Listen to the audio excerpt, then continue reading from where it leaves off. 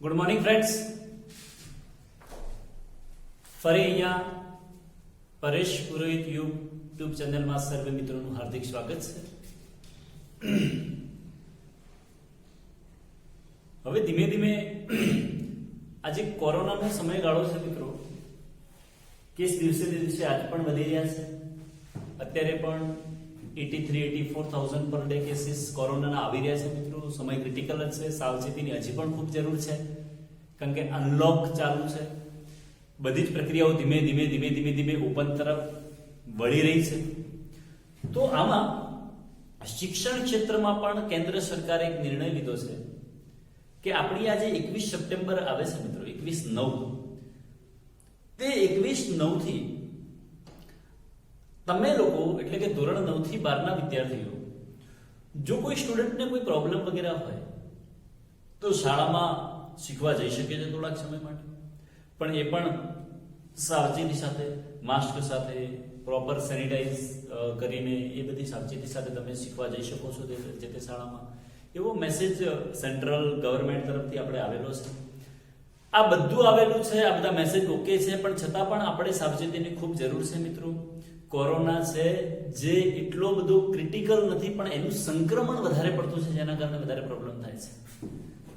કોરોનામાં કેસમાં જે રિકવરી છે બહુ જ સારી છે, ઘણી બધી સારી રિકવરી આપણને મળે છે, પણ જે કેસીસ છે દિવસે ને દિવસે વધી રહ્યા છે. તો આપણે ખાસ આપણા આજુબાજુના એરિયાથી બને તેટલા એકલવાયુ રહેવું અથવા તો સારી મોટી ભીડ હોય ત્યાં જવાનું એવોઇડ કરવાનો પ્રયત્ન કરવો મિત્રો.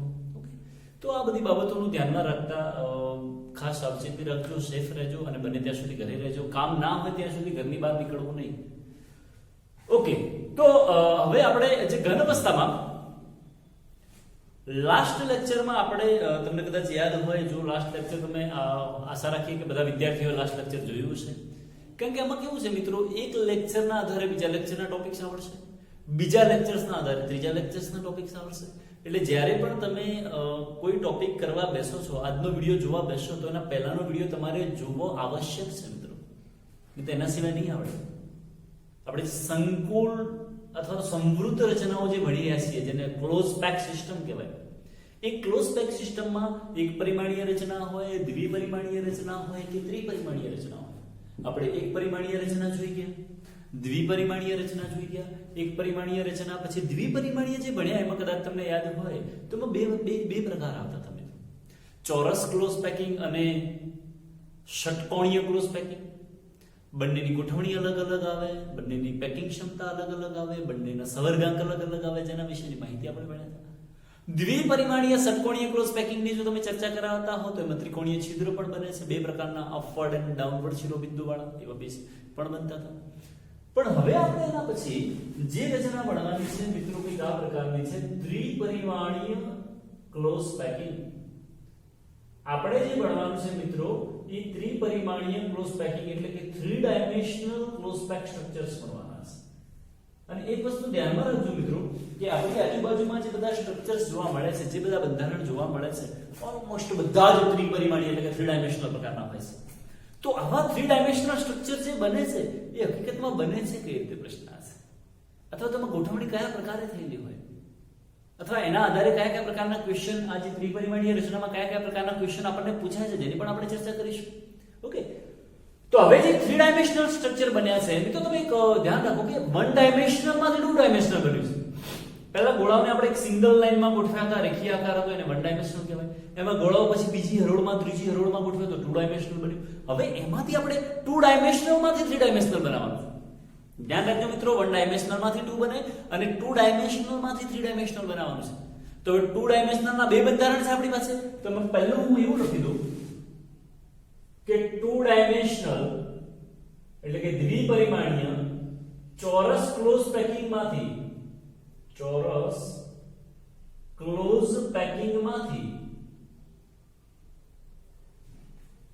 ત્રિપરિમાણીય એટલે કે 3D રચના કઈ રીતે બને છે. 2 ડાયમેન્શનલ ચોરસ ક્લોઝ પેકિંગ માંથી 3 ડાયમેન્શનલ રચના બનાવવાની છે આપણે. 2 ડાયમેન્શનલ ચોરસ ક્લોઝ પેકિંગ માંથી 3 ડાયમેન્શનલ. તો સમજજો ને શું કહેવા માંગે છે. તો ફરી તમને સ્ટ્રક્ચર ડ્રો કરી આપું કે આપણે આવી ચર્ચા કરતી કદાચ યાદ હોય તો 2 ડાયમેન્શનલ ચોરસ ક્લોઝ પેકિંગ એટલે જે પ્રથમ હરોળ હોય ધારો કે આ એક ગોળો છે, આ બીજો ગોળો છે, આ 3 4 5 એવી એવી સેમ બીજી હરોળ પણ આવે, એના નીચેની જે હરોળ આવે છે એ ઉપરના જેવી જ આવશે, એની ત્રીજી જે હરોળ આવે છે મિત્રો એ પણ એના જેવી આવે છે, આમ થઈ શકે. તો આમ તો ઘણી બધી હરોળ આવે, પણ આમ તમે દોરતા જાવ તો શું એને 3 ડાયમેન્શનલ કહેવાય ખરા? ના, એને 2 ડાયમેન્શનલ કહેવાય. અને એનો સવર્ગાંક પણ તમે વિચારી શકો કે આ વચ્ચે વાળો જે ગોળો છે એ કેટલાના સંપર્કમાં હોય? તો 1 2 3 4 એટલે સવર્ગાંક 4 થાય. પણ આપણે તો શું બનાવવાનું છે કે આ 2 ડાયમેન્શનલ માંથી 3 ડાયમેન્શનલ બનાવવાનું છે. તો હું ધ્યાનથી વિચારજો, હું જે કહું છું એ પ્રમાણે વિચારજો. આ જે 2 ડાયમેન્શનલ સ્ટ્રક્ચર છે આપણી પાસે, એની ઉપર એના જેવું જ બીજું બંધારણ મૂકવામાં આવે, એની ઉપર ફરી બીજું આવું બંધારણ મૂકવામાં આવે, એની ઉપર આમ ગોઠવતા જઈએ, આવા સ્તર ગોઠવતા જઈએ, એની પાછળ એની પાછળ એની પાછળ, તો આખા સ્તર ગોઠવતા જઈએ તો 3 ડાયમેન્શનલ સ્ટ્રક્ચર બને છે મિત્રો. અહીંયા તમે જોઈ શકો છો કે આ જે બાદ છે એને હું એ પ્રકારની કહું, અહીંયા જે ગોઠવણી છે એને પણ એ પ્રકારની કહું, અહીંયા જે છે એને પણ એ પ્રકારની, કારણ કે બધા સમાન છે. જો દરેક હરોળ સમાન હોય તો દરેક હરોળને એ પ્રકારની ગોઠવણી તરીકે લખી શકાય. હવે પ્રશ્ન એ થાય કે તમે એની ઉપર આવું નવું લેયર મૂકો છો મિત્રો, ચલો આની ઉપર બીજો ગોળો આવશે, આની ઉપર ગોળો આવે, આની ઉપર ગોળો આવે, આની ઉપર આખું લેયર સેમ આવશે, તો એ જે ગોળો આવે છે એ પણ આને સમાન રચના ધરાવે છે. એટલે તમે આ બાજુ વિચારો તો પણ એ પ્રકારની ગોઠવણી બને છે, નીચે પ્રકારે ગોઠવો તો પણ એ પ્રકારની વાત બને છે. એનો મતલબ કે જ્યારે 2 ડાયમેન્શનલ ચોરસ ક્રોસ પેકિંગ માંથી 3 ડાયમેન્શનલ બને છે ત્યારે એ પ્રકારની ભાત બને છે. આ યાદ રાખજો ખાસ, એ પ્રકારની ભાત એટલે કે ગોઠવણી બને છે. આ પહેલી બાબત ધ્યાનમાં રાખવાની.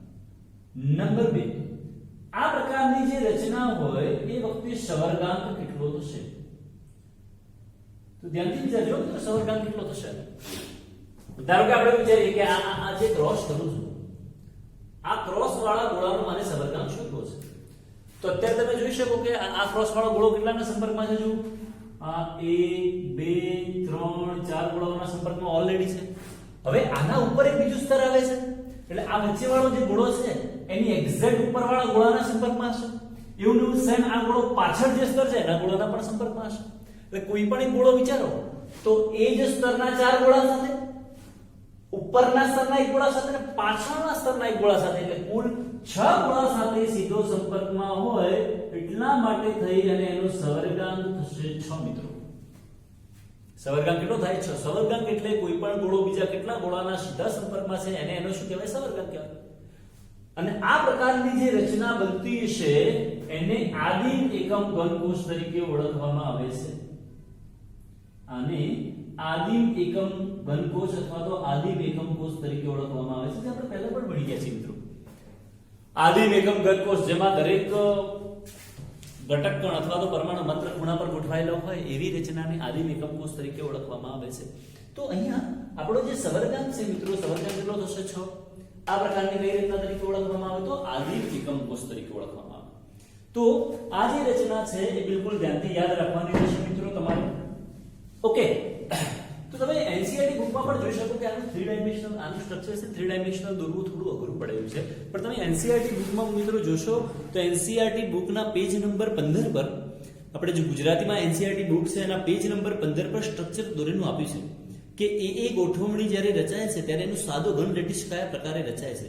એનો સવર્ગાંક એમાં નથી આપેલો, પણ આપણે યાદ રાખી શકીએ અથવા તો સમજી શકીએ કે કયા પ્રકારનો સવર્ગાંક. તો બિલકુલ સિમ્પલ છે કે 2 ડાયમેન્શનલ ચોરસ ક્રોસ પેકિંગમાંથી 3 ડાયમેન્શનલ બનાવવાનું હોય તો આને 3D ના કહેવાય. આપણે દોર્યું નથી, એના ઉપર બીજા ગોળાઓ આવશે, એની પાછળ ગોળાઓ આવશે, એ પ્રકારનું સ્ટ્રક્ચર તમે એનસીઈઆરટી બુકમાં પેજ નંબર 15 પર જોઈ શકો છો. આનું જે સ્ટ્રક્ચર છે એ એનસીઈઆરટી ની બુકમાં મિત્રો પેજ નંબર 15 પર બહુ ધ્યાનથી જોઈ શકો છો, જેને સરળતાથી દોરી શકાય એવું નથી. 3D પ્રિન્ટ છે તો તમે સમજી શકો છો કે શું કહેવા માંગે છે. તો આ મિત્રો આપણે અત્યારે જે ચર્ચા કરી છે એ શેની ચર્ચા કરી કે જ્યારે 2 ડાયમેન્શનલ ચોરસ ક્રોસ પેકિંગ હોય તો એમાંથી 3 ડાયમેન્શનલ કઈ રીતે બને. પણ એવું પણ બની શકે ઘણીવાર કે આપણી પાસે જે 2 ડાયમેન્શનલ છે એ 2 ડાયમેન્શનલ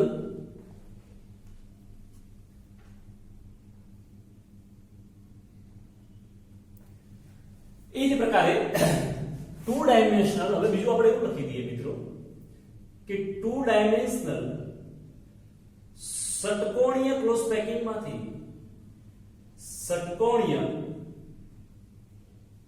ક્લોઝ પેકિંગ માંથી 3 ડાયમેન્શનલ સ્ટ્રક્ચર આ થોડું વધારે ઇમ્પોર્ટન્ટ છે ને ધ્યાનથી સમજો મિત્રો 2 ડાયમેન્શનલ ષટકોણીય ક્લોઝ પેકિંગ માંથી 3 ડાયમેન્શનલ બંધારણ બનાવવાનું છે તો એમાં શું કરવું પડે છે મિત્રો કે એમાં આપણે પહેલા એક સ્તર બનાવીશું એ સ્તર પર બીજું સ્તર ગોઠવવાનું અને એ બીજા સ્તર પર ત્રીજું સ્તર ગોઠવવાનું એટલે પહેલા એવી રીતના આવશે કે પ્રથમ સ્તર પર બીજા સ્તરની ગોઠવણી અને પછી એવી રીતના આવશે બીજા સ્તર પર ત્રીજા સ્તરની એટલે આને બે પ્રકારે વિભાજિત કરી લઈએ આને મુખ્ય બે પ્રકારે વિભાજિત કરી લઈએ કે એક પ્રથમ સ્તર પર બીજા સ્તરની ગોઠવણી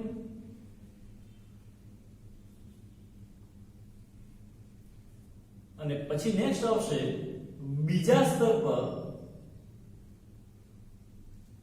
ત્રીજા સ્તરની ગોઠવણી બીજા સ્તર પર ત્રીજા સ્તરની ગોઠવણી કે ભાઈ પહેલા સ્તર પર બીજું સ્તર કઈ ગોઠવી શકાય અને બીજા સ્તર પર ત્રીજું સ્તર કઈ રીતે ગોઠવી શકાય એની વિશે આપણે અભ્યાસ કરવાનો છે જેને આપણે 2 ડાયમેન્શનલ ષટકોણીય ક્રોસ પેકિંગ માંથી 3 ડાયમેન્શનલ માં કન્વર્ટ કરવાનું છે એના માટે આપણે સ્ટડી કરવાનું છે તો આપણે પહેલા જઈને આની ચર્ચા કરીએ કે પ્રથમ સ્તર પર બીજા સ્તરની ગોઠવણી બિલકુલ ધ્યાનથી સમજો મિત્રો કે એક્ઝામ્પલ તરીકે હું તમને એવું કહું કે ચલો આપણી પાસે પહેલું સ્તર એવું છે કે જેમાં આ 3 ગોળાઓ ગોઠવાયેલા છે એક ગોળો અહીંયા છે બીજો ગોળો અહીંયા છે અને ત્રીજો ગોળો અહીંયા છે અથવા તમે એવું પણ વિચારી શકો કે 3 દડા હોય વોલીબોલ હોય ફૂટબોલ હોય કોઈ પણ ક્રિકેટના બોલ હોય દડી હોય ગમે તે એને ત્રણને એક બાજુની બાજુમાં ગોઠવો 1 2 અને 3 તો 3 ને જ્યારે ગોઠવો છો તો એ 3 ને જે ગોઠવો છે એને આપણે એવું કહી દઈએ કે એને પ્રથમ સ્તર તરીકે ઓળખીએ આપણે એને કયું સ્તર કહીએ પ્રથમ સ્તર તો આ પ્રથમ સ્તર જેને આપણે નામ આપી દઈએ A હવે આ પ્રથમ સ્તર પર મારે વિચારવું છે કે પેલા 3 જે ગોળાઓ ગોઠવો છો એની વચ્ચે છિદ્ર હોય 3 ગોળાઓ ગોઠવો છો એની વચ્ચે જે છિદ્ર હોય એવું કહીશ ને ત્રિકોણીય છિદ્ર જે આપણે પેલા હેક્સાગોનલ 2 ડાયમેન્શનલ માં ભણ્યા હતા 2 ડાયમેન્શનલ ષટકોણીયમાં જ્યાં ત્રિકોણીય છિદ્ર બને છે હવે છિદ્ર બને છે એની ઉપર એક્ઝેક્ટ ઉપર ચોથો ગોળો મૂકી દેવાનો એ જે છિદ્ર બને છે એની એક્ઝેક્ટ ઉપર ચોથો ગોળો મૂકી દેવાનો ધારો કે હું આપણે તમને કીધું કે આ રચનામાં અહીંયા આપણે એક્ઝેક્ટ આની ઉપર ચોથો ગોળો મૂકી દઈએ છીએ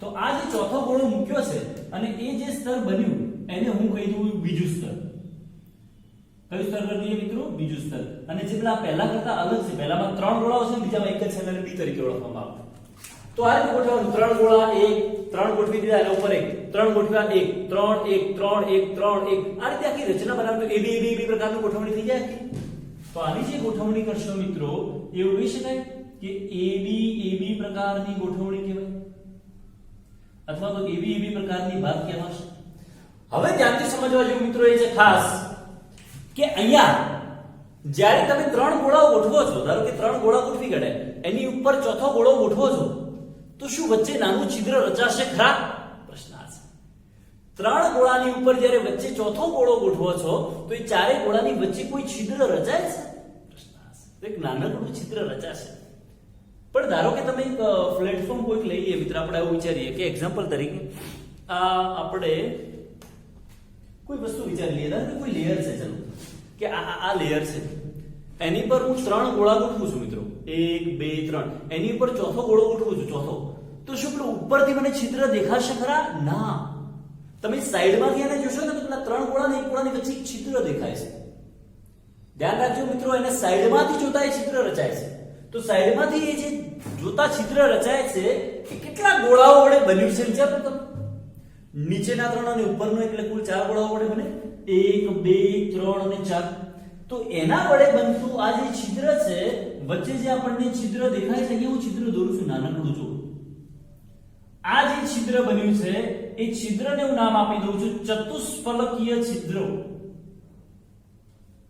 આને હું નામ આપું છું મિત્રો ચતુષ્ફલકીય છિદ્ર અથવા એને એવું પણ કહી શકાય કે ટેટ્રાહેડ્રલ વોઇડ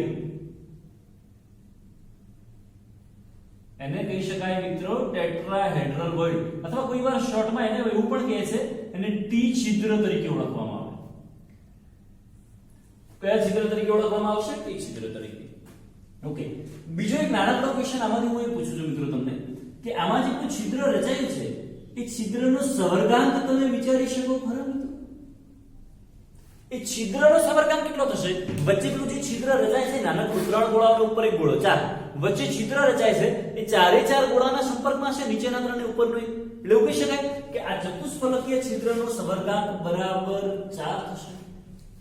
ચતુષ્ફલકીય છિદ્રનો સવર્ગાંક બરાબર કેટલો થાય? 4. કોઈ વાર આપણને એમસીક્યુ પૂછાય કે 3 ડાયમેન્શનલ સ્ટ્રક્ચરમાં જે ચતુષ્ફલકીય છિદ્ર રચાય છે એ ચતુષ્ફલકીય છિદ્રનો સવર્ગાંક જણાવો તો કેટલો થાય? 4.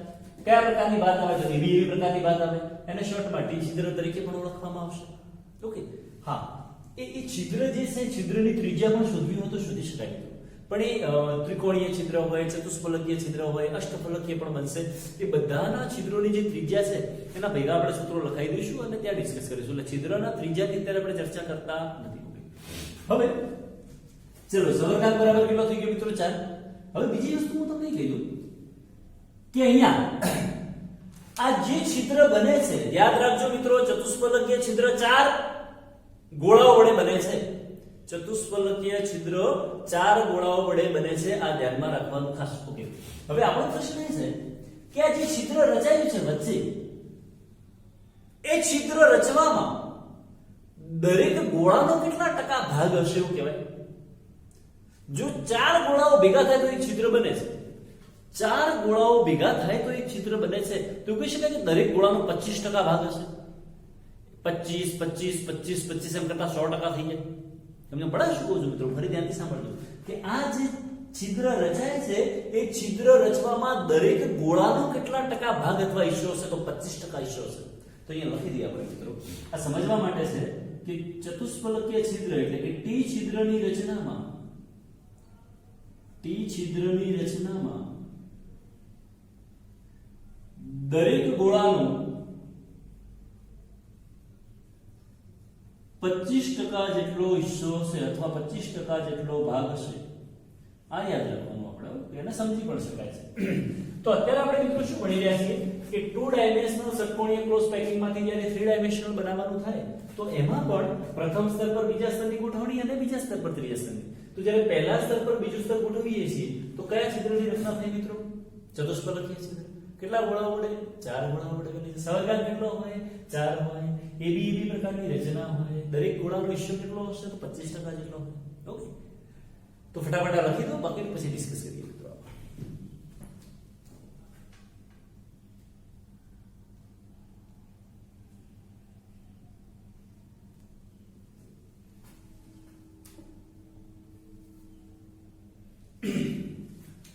ઓકે મિત્રો, તો અત્યારે આપણે જે ત્રિપરિમાણીય રચનાનો અભ્યાસ કરી રહ્યા છીએ એમાં પ્રથમ સ્તર પર બીજા સ્તરની ગોઠવણી કરી રહ્યા છીએ.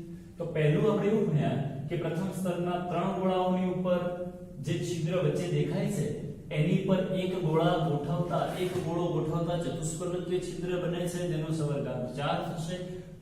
પણ આમાં આપણે એવું પણ વિચારી શકીએ કે ધારો કે એક્ઝામ્પલ તરીકે આપણે એવું વિચારીએ કે આપણે જે 3 ગોળાઓ છે, ચલો આ એક ગોળો ગોઠવાઈ ગયો છે, આ બીજો ગોળો ગોઠવાયેલો છે, એની તરફ નીચે ત્રીજો ગોળો ગોઠવાયેલો છે, આ 3 ગોળાઓ ગોઠવાયેલા છે. ઓકે, આ 3 જે ગોળાઓ ગોઠવાયેલા છે એને આપણે એવું કહી દઈએ કે પ્રથમ સ્તર છે મિત્રો. પ્રથમ સ્તર જેને આપણે A તરીકે ઓળખીશું. આ વચ્ચે જે છિદ્ર બને છે એને ત્રિકોણીય છિદ્ર કહેવાય, જે 2 ડાયમેન્શનલ હેક્સાગોનલમાં બનતું. હવે શું કરવાનું છે મિત્રો કે પહેલા આપણે 3 ગોળા ગોઠવીને વચ્ચે ચોથો એક ગોળો ગોઠવ્યો સેન્ટરમાં જ્યાં છિદ્ર દેખાતું હતું. હવે શું કરવાનું કે જ્યારે 3 ગોળા ગોઠવી છે 1 2 અને 3, તો જ્યાં દરેક 2 ગોળા ભેગા થતા હોય અથવા જ્યાં 2 ગોળાની સરફેસ એકબીજાને ટચ કરતી હોય એ જગ્યાએ ગોળો ગોઠવવાનો. ધારો કે અહીંયા ચાલો અહીંયા એક ગોળો ગોઠવવામાં આવે, એક ગોળો અહીંયા ગોઠવવામાં આવે, એક ગોળો અહીંયા ગોઠવવામાં આવે. જો અહીંયા આપણે ગોઠવીશું કે ધારો કે ચાલો એક ગોળો ગોઠવવો છે આપણે અહીંયા ગોઠવી. ઓકે, બીજો ગોળો ગોઠવી દીધો ધારો કે આપણે અહીંયા, અને ત્રીજો ગોળો ગોઠવી દીધો અહીંયા. અહીંયા જોઈ શકો છો આપણે 3 ગોળાઓ ગોઠવ્યા છે. થોડા ડાર્ક કરી દઈએ એટલે અલગ દેખાય આપણને.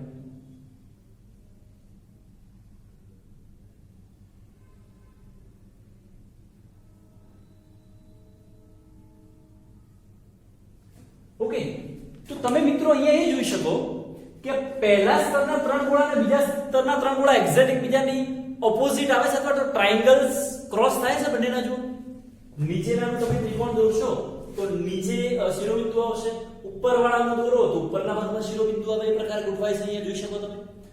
તો હવે શું બીજું સ્તર એ પહેલા સ્તરને સમાન છે? તો ના, આ બીજું સ્તર છે એ પહેલા સ્તરને સમાન નથી મિત્રો. આને કહીએ આપણે બીજું સ્તર અને એને દર્શાવવા માટે આપણે બી દર્શાવીએ. ફરી પાછા પહેલા જેવા ત્રણ ગોળા ત્રણ એ રીતે ગોઠવતા જવાનું. તો આમાં પણ એવું બની શકે મિત્રો કે એબી પ્રકારની રચના બનશે. ઓકે, હવે તમે જોઈ શકો કે નીચેના સ્તરના ત્રણ ગોળાઓ અને ઉપરના સ્તરના ત્રણ ગોળાઓ એમ જે 6 ગોળાઓ ભેગા થાય છે એના વચ્ચે એક છિદ્ર રચાય છે. અને વચ્ચે જે છિદ્ર રચાય છે મિત્રો, આ 6 ગોળાઓ વડે એ છિદ્રને કહેવાય અષ્ટફલકીય છિદ્ર.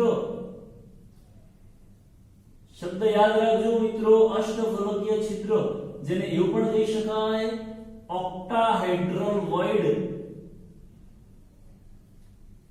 શું કહેવાય છે મિત્રો? ઓક્ટાહેડ્રલ વોઇડ, એટલે એને શોર્ટમાં ઓ છિદ્ર તરીકે પણ ઓળખી શકાય છે. ઓ છિદ્ર, ઓક્ટાહેડ્રલ વોઇડ, અષ્ટફલકીય છિદ્ર. તો અષ્ટફલકીય છિદ્ર છે એ કેટલા ગોળાઓ વડે બને છે? તો 6 વડે. અને જો 6 વડે બનતો હોય તો એવું કહી શકાય કે એનો સવર્ગાંક બરાબર 6 થતો હશે. એટલે 6 ગોળાઓ વડે બને છે. હવે તમે એવું વિચારી શકો કે આ જે છિદ્ર બને છે એમાં દરેક ગોળાનો કેટલો ભાગ હશે? તો 100 ભાગ્યા 6 એટલે 16 પોઈન્ટ સમથિંગ આવે છે. 100 ભાગ્યા 6 કરી દેજો એટલે 16.66 સમથિંગ આવતું છે. તો આ કયા છિદ્ર વિશેની ચર્ચા કરી રહ્યા છીએ આપણે? અષ્ટફલકીય છિદ્ર વિશે, જે પ્રથમ સ્તર પર બીજું સ્તર ગોઠવવાથી બને છે, પણ પ્રથમ સ્તરના 3 ગોળા પર બીજા સ્તરના 3 ગોળા ગોઠવવાના. અને એ એવી રીતે ગોઠવવાના કે બંનેના ત્રિકોણ એકબીજાને ઓપોઝિટ થતા હોય એ પ્રકારે ગોઠવવામાં આવે છે. એ બે પ્રકારની ગોઠવણી હોય. સવર્ગાંક 6 થશે. હવે બહુ જ ઇમ્પોર્ટન્ટ ક્વેશ્ચન શું છે ચર્ચા કરીએ. આમાં શું વધારે પૂછાય છે આપણને? તો બિલકુલ ધ્યાનથી જે હું સેન્ટેન્સ લખું છું પહેલા ધ્યાનથી સાંભળી લો, પછી આપણે લખીશું. આપણે એવું તો કીધું કે ચલો ચતુષ્ફલકીય છિદ્રો બને, અષ્ટફલકીય છિદ્રો બને, પણ એમાં બે ક્વેશ્ચન ઇમ્પોર્ટન્ટ છે. ક્વેશ્ચન નંબર 1 કે આ જે ચતુષ્ફલકીય અને અષ્ટફલકીય છિદ્રો બને છે એ એકમ કોષમાં કયા સ્થાન પર બને છે? આ પહેલો ક્વેશ્ચન. ફરી આ ક્વેશ્ચનને રિપીટ કરું છું કે આ ચતુષ્ફલકીય અને અષ્ટફલકીય જે છિદ્રો બને છે એ એકમ કોષમાં કયા સ્થાન પર બને છે? ક્વેશ્ચન નંબર 2, આ બનતા ચતુષ્ફલકીય અને અષ્ટફલકીય છિદ્રોની સંખ્યા કેટલી હશે અથવા કોના પર આધાર રાખે છે? બંને ક્વેશ્ચન ઇમ્પોર્ટન્ટ છે. એક તો એના સ્થાન પર ઇમ્પોર્ટન્ટ છે અને નંબર 2 એની સંખ્યા કેટલી હશે એ પણ ઇમ્પોર્ટન્ટ છે. તો એના સ્થાન સમજાવવા માટે આખો અલગથી ટોપિક છે આપણી પાસે, પણ એની સંખ્યા હું તમને શોર્ટમાં સમજાવી. યાદ રાખજો. હવે જે સેન્ટેન્સ કહું છું મિત્રો ખાસ યાદ રાખજો. ફરી કહું છું, યાદ રાખજો. સેન્ટેન્સ કઈ એવું છે, કોઈ પણ એકમ કોષમાં અષ્ટફલકીય છિદ્રોની સંખ્યા તે એકમ કોષમાં રહેલા પરમાણુની સંખ્યા જેટલી હોય અને ચતુષ્ફલકીય છિદ્રોની સંખ્યા તે એકમ કોષમાં રહેલા પરમાણુની સંખ્યા કરતા બમણી હોય. અહીંયા સેન્ટેન્સ લખું છું. કોઈ પણ એકમ કોષમાં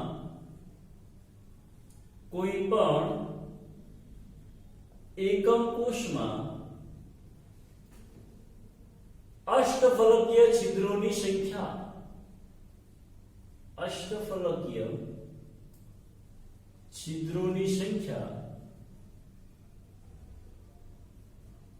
તે એકમ કોષના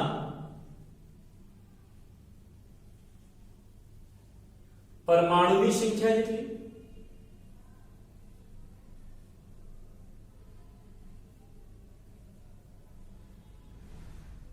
તથા ચતુષ્ફલકીય છિદ્રોની સંખ્યા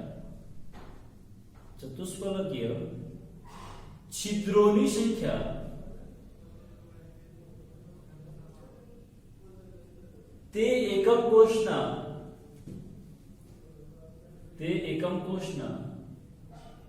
પરમાણુની સંખ્યા કરતા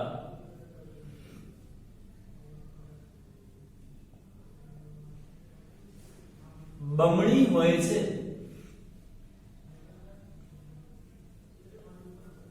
બહુ ઇમ્પોર્ટન્ટ સેન્ટેન્સ છે મિત્રો. કોઈ પણ એકમ કોષમાં અષ્ટફલકીય છિદ્રોની સંખ્યા તે એકમ કોષના પરમાણુની સંખ્યા જેટલી અને ચતુષ્ફલકીય છિદ્રોની સંખ્યા તે એકમ કોષના પરમાણુની સંખ્યા કરતાં બમણી હોય છે. ચલો એક્ઝામ્પલ તરીકે આપણી પાસે કોઈ પરમાણુ છે, સોરી કોઈ એકમ કોષ છે અને એ એકમ કોષમાં હું એવું કહું z બરાબર એટલે કે પરમાણુ આપણે લખી દઈએ પરમાણુની સંખ્યા બરાબર કેપિટલ N જેટલી છે. કોઈ એકમ કોષ છે અને એમાં પરમાણુની સંખ્યા કેપિટલ N જેટલી છે તો આપણે એવું લખીએ કે O છિદ્ર એટલે કે અષ્ટફલકીય છિદ્ર ની સંખ્યા બરાબર n થશે કારણ કે એના જેટલી જ હોય. અને ટેટ્રાહેડ્રલ એટલે કે ચતુષ્ફલકીય છિદ્રની સંખ્યા બરાબર 2n થશે મિત્રો. સિમ્પલ સમજાયું છે. ચલો આપણે એક બીજું પણ લખી દઈએ કે અહીંયા જુદા જુદા પ્રકારના એકમ કોષ લખી દઈએ મિત્રો. તમે જાતે સાથે સાથે વિચારતા જજો. અહીંયા આપણે ઓક્ટાહેડ્રલ અથવા તો અષ્ટફલકીય છિદ્રો લખીએ, અહીંયા ટેટ્રાહેડ્રલ છિદ્ર લખતા જઈએ. ઓકે, એની સંખ્યા લખતા જઈએ. કે ધારો કે આપણે એવું કહીએ આપણી પાસે આદિમ એકમ કોષ છે મિત્રો. તમે યાદ કરો કે જ્યારે પણ આદિમ એકમ કોષ હોય તો એમાં પરમાણુની સંખ્યા કેટલી હોય? 1 હોય. અને જો પરમાણુની સંખ્યા હોય તો અષ્ટફલકીય છિદ્ર પણ 1 હોય, ચતુષ્ફલકીય છિદ્ર 2 કહેવાય. ચલો બીજું જો આપણી પાસે બીસીસી, જેમાં બીસીસી માં અહીંયા આપણે લખી દઈએ z બરાબર 1 હોય, આમાં z બરાબર 2 હોય. બીસીસી પણ લખી શકીએ અથવા ઈસીસી પણ કહી દઈએ. બંનેમાં z બરાબર 2 હોય, z બરાબર 2 હોય તો અષ્ટફલકીય 2, ચતુષ્ફલકીય 4. એના પછી એફસીસી લખી દઈએ અથવા સીસીપી લખી દઈએ મિત્રો. જેમાં z બરાબર કેટલા હોય તો 4 હોય, z બરાબર 4 હોય તો અષ્ટફલકીય છિદ્રો 4 થાય, ચતુષ્ફલકીય છિદ્રો 8 થશે. ચલો એક બીજું બંધારણ છે હેક્સાગોનલ ક્લોઝ પેકિંગ, જેનો z બરાબર 6 હોય, સમજાવી દઈશું આપણે કોઈ ક્લાસમાં. z 6 હોય તો એનો ઓક્ટાહેડ્રલ છિદ્ર પણ 6 હોય, ચતુષ્ફલકીય છિદ્ર કેટલા હશે? 12. તો આનાથી તમે સમજી શકો મિત્રો કે અષ્ટફલકીય છિદ્રો અને ચતુષ્ફલકીય છિદ્રોની સંખ્યા કઈ રીતે નક્કી કરવી. તો અત્યારે આપણે જે ભણ્યા છીએ મિત્રો કે પ્રથમ સ્તર પર બીજા સ્તરની ગોઠવણી. તો પહેલા સ્તર પર બીજું સ્તર ગોઠવવાથી ચતુષ્ફલકીય છિદ્ર પણ બની શકે, પહેલા સ્તર પર બીજું સ્તર ગોઠવવાથી અષ્ટફલકીય છિદ્ર પણ બની શકે. તો બંને પ્રકારના છિદ્રો બની શકે અને છિદ્રના સવર્ગાંક આ તે વગેરે બધી ચર્ચા આપણે કરી લીધી છે ક્લાસમાં. ઓકે, તો મિત્રો આ જે પણ ચલાવ્યું છે એને નોટબુકમાં નોટ ડાઉન કરી લેજો, બહુ વ્યવસ્થિત સારી રીતે એનો અભ્યાસ કરજો. તો નેક્સ્ટ ક્લાસમાં તમને વધારે મજા આવશે. Okay, thank you.